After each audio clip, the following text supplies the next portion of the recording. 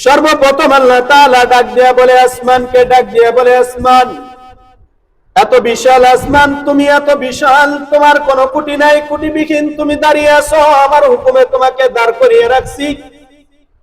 ও আসমান, আমি একটা তোমার উপর কোরআন নাজিল করতে চাই, তোমাকে উপহার দিতে চাই, বলো তুমি এই কোরআন নিবে কি?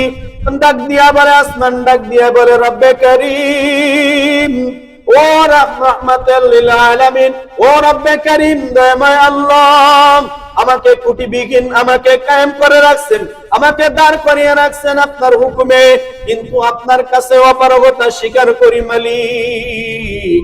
এই যে পবিত্র কালামুল্লাহ, এটার এত ভার, এটা এত ভার, এটা এত দামি, আমি আসমান এটা বহন করতে পারবো না।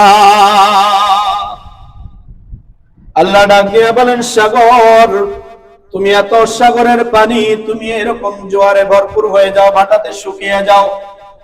ও সাগর, তুমি যেখান দিয়ে প্লাবন শুরু করো, সেখান দিয়ে সব কিছুকে বাসায় নিয়ে যাও। বলে, যেদিক দিয়ে ভাঙন শুরু হয়, পানির জোয়ার শুরু হয়, সেদিকের এলাকা সহ সব কিছু ডুবাইয়া শেষ করে দাও। ও সাগর, বলো তোমাকে আমি আল্লাহ, এই যে পৃথিবীটা, যত বড় পৃথিবী আছে, 3 ভাগের 1 ভাগ আমি মাটি দিয়েছি, 3 ভাগ পানি দিয়েছি। ও পানি, তোমার উপর কোরআন নাজিল করতে চাই, তুমি কোরআনকে বহন করতে পারবা কি?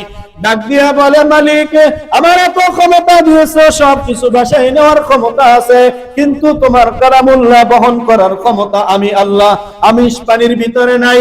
আল্লাহ, তুমি আমার অপারগতা মাফ করো, আমাকে মাফ করো আল্লাহ, আমি নিতে পারতাম না। আল্লাহ ডাক দিয়া বলেন, পাথর ও পাহাড়, ও জবাল, তোমাকে জমিনের উপরে আমি কায়েম করে রাখছি, জমিনটা পানির উপরে বিছায়া দিছি, জমিন যাতে করে বলে এরকম নাড়াচাড়া না করে, পানির উপরে দুল না খায়। ও জমিন, ও পাথর, আমি তোমাকে এই জমিনকে স্থির রাখার জন্য প্যারাক স্বরূপ, তার কাটা স্বরূপ আমি তোমাকে বিভিন্ন জায়গায় আমি প্যারাক গেড়ে দিয়েছি, কায়েম করে রাখছি। পাহাড়, তুমি এত বিশাল বিশাল পাহাড়, ও পাহাড়, বলো আমি তোমাকে একটা উপহার দিতে চাই, কোরআন তোমার উপহার দিতে চাই, তুমি নিতে পারবা কি? পাহাড় ডাক দিয়া বলে, মালিক, আমাকে জমিন স্থির করার জন্য আমাকে আল্লাহ তুমি এরকম জমিনের উপরে প্যারাক গেড়ে দিয়েছো। আল্লাহ, তোমার কোরআন এত ভারী, এত ভারী, আমি তোমার কোরআন বহন করতে পারবো না, তুমি আমাকে মাফ করো। বিভিন্ন মাখলুকাতকে আল্লাহ প্রস্তাব দিলেন, অফার দিলেন কোরআনকে নেওয়ার জন্য। সকলে বলেন, না না না, আমরা পারবো না, কোরআনকে বহন করতে পারবো না। আশরাফুল মাখলুকাত আল্লাহ রাব্বুল আলামিন ইনসানকে ডাক দিয়ে বলে, ইনসান, আমি আল্লাহ তোমাদেরকে কোরআন দিতে চাই, তোমরা এই কোরআন বহন করতে পারবা কি? আল্লাহ রাব্বুল আলামিনের বান্দাগুলো ডাক দিয়া বলে, মালিক, আমাদেরকে দুর্বল করে বানাইছো, খলাকতু বিয়াদাইয়া, তোমার হাত দিয়ে আমাদেরকে বানাইছো, আমাদেরকে দুর্বল করে বানাইছো। আল্লাহ, তুমি যদি খুশি থাকো আমাদের উপর কোরআন নাজিল করে, আল্লাহ তোমার কোরআন বহন করতে চাই, আমরা তার থেকে পিছপা হটবো না।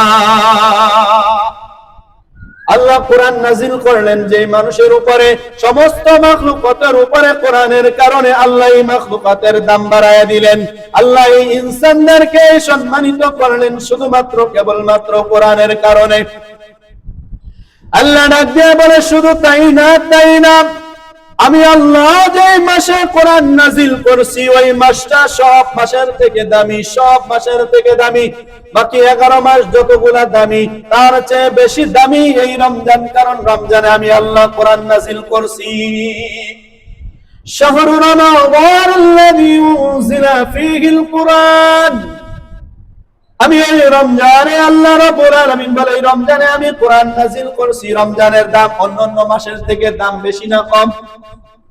নিঃসন্দেহে বেশি, এর ভিতরে কোনো সন্দেহ নাই। আল্লাহ ডাক দিয়া বলেন, শুধু তাই না, তাই না, আমি আল্লাহ যেই রাত্রিতে কোরআন নাজিল করেছি, ওই রাত্রিতে সমস্ত বছরের রাত্রি থেকে ওই রাত্রির দাম আমি আল্লাহ 1000 গুণ বাড়ায় দিছি।